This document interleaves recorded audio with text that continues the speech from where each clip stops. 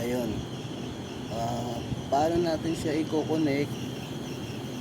Susuplayan ang 6 leads wire kapag wala siyang tagging at walang color coding. Yan. Ito madali lang to kasi meron itong tagging eh. Meron siyang color coding. Ayun, para mahanap natin ang dulo-dulo niyan, gagamitan na rin ng tester. Lalagay natin sa mega ohms, tapos testeran natin yung dulo-dulo kung alin yung magkakapartner dyan, kung saan yung umpisa at dulo ng winding. Yan, gagawa tayo ng diagram para makita natin kung paano yung connection ng winding. Yan. So, gagawin natin tong T1, T2 at T3. At dito T4, T5 at T6. Yan. Sa delta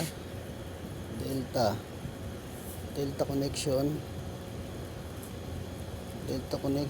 is T1 at T6 ang line 1, T4 at T2 ang line 2, T3 at T5 ang line 3.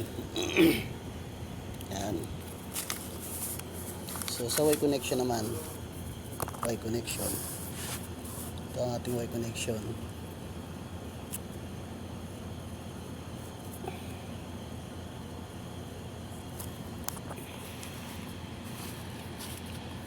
Ito ang ating T1, T2 at T3.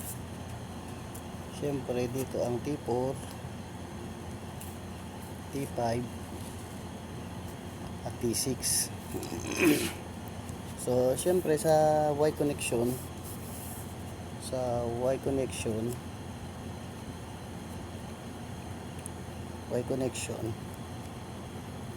dito ang line 1 natin, line 1. Dito naman sa ito naman ang line 2 natin, line 2 at line 3. Etong tatlo na to naka-short yan, dahil Y connection yan. Okay.